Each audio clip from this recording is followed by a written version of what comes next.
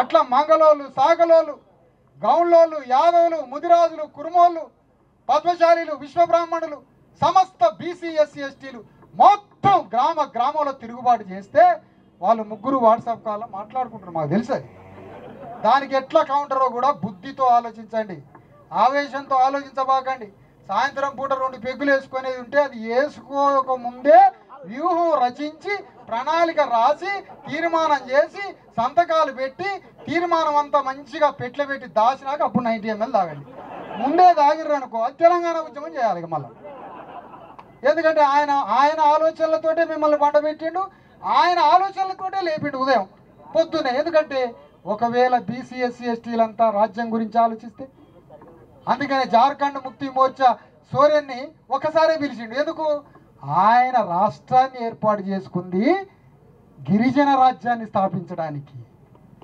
గిరిజనులు రాజ్యానికి రావాలని ఒక రాష్ట్రాన్ని సపరేట్గా మార్చి మార్వాడీలతో పెద్ద పెద్ద అగ్రకుల క్షత్రియులతో యుద్ధం చేసి ఆయన రాజ్యాన్ని తెచ్చుకున్నాడు. అదే శిబు సోరెన్ 10 సార్లు వచ్చిండు అనుకో, అమ్మా ఇక్కడ బీసీ ఎస్సీ ఎస్టీలు కూడా తెలంగాణ రాజ్యాన్ని తెచ్చుకుంటారని శిబు సోరెన్ ఒక్కసారికి ఆపారేసిండు అక్కడే. ఎంత తెలివి. అందుకనే ఇప్పుడు మన పోరాటంలో మొదటి అడుగు 42% విద్యా, ఉద్యోగ, రాజకీయ రంగాల్లో 9th షెడ్యూల్లో పెట్టే చట్టం కోసం 12,000 గ్రామాల్లో పోరాటం మొదలు కావాలి. అగ్రకుల పార్టీలలో పనిచేసే మన బంధు చుట్టాలు ఎవరైతే ఉన్నారో వాళ్ళందరూ మీరు పరివర్తన చెందండి, మీరు హృదయ పరివర్తన చెందండి. మీ పార్టీలలో మీ నాయకుల మీద ఒత్తిడి తీసుకురండి. మీ పార్టీలలో మీ నాయకుల మీద ఒత్తిడి తీసుకొచ్చి ఇగో బయట అగ్నిలాగా మంట మండుతుంది, మీరు బయటకు వస్తే వాళ్ళు చెప్పులు తీసుకొని తరుగుతారట అని చెప్పండి లోపల పార్టీలలో. ఆ విధంగా ఈ పోరాటం మొదలుపెట్టి ఆ పోరాటం తర్వాత అది క్రమేణా బీసీల రిజర్వేషన్స్, ఎస్సీ ఎస్టీల రిజర్వేషన్స్, రేపు త్వరలో జాతీయ కులగణన జరగబోతుంది.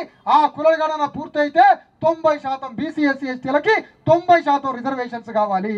అగ్ర కులాలకి 10% ఈడబ్ల్యూసీ ఉంది కదా, నువ్వు రద్దు చేయవు, నాకు తెలుసు అది నువ్వు రద్దు చేయవు. కానీ మేము ఏం చేస్తామంటే 90% రిజర్వేషన్లని 90% మాకు ఉంచండి, 10% రిజర్వేషన్లలో 10 అగ్ర కులాల శాతాన్ని బంధించి పారితే నువ్వు బయటికి రావద్దు, నువ్వు మా దాంట్లోకి రావద్దు, మేము నీ దాంట్లోకి రావద్దు, ఎవడి జాగా వాంది. ఆ విధంగా ఇది రిజర్వేషన్ల ఉద్యమానికి పెరియారు, అంబేద్కర్, జ్యోతిరావు ఫూలే, సాహు మహారాజు, కాన్షీరాముల జ్ఞానాన్ని 70 ఏళ్ళు లేటుగా తెలంగాణలో అందుకున్నందుకు విచారిస్తూ బాధపడుతూ మనందరం కలిసి ఈ స్వధర్మ ఉద్యమంలో పాల్గొని రిజర్వేషన్లను సాధించి ఆ రిజర్వేషన్ల తర్వాత రాజ్యాన్ని అందుకునే తెలంగాణలో రాజ్యాధికారం సాధించే అంతిమ పోరాటానికి తొలిమెట్టుగా రిజర్వేషన్ల ఉద్యమాన్ని ప్రారంభిద్దాం. దానికోసం రేపు శిక్షణా తరగతులు, రేపు అన్ని జిల్లాలకి పర్యటనలు ఇవన్నీ మొదలైతే ఇందులో పాల్గొనాలి. లేదంటే ఉద్యమ భావజాల వ్యాప్తికి నాయకుడు లేడు, ఆయనకి కథానాయకుడు దొరికింది కేసీఆర్. మీరంతా కథానాయకులు కావాలని గ్రామాల్లో రెడ్లకి కథానాయకులు అవకాశం ఇచ్చింది. కానీ ఇప్పుడు కథానాయకులు కావాల్సింది మైక్ ఇయ్యాలన్నారు 2 నిమిషాలు.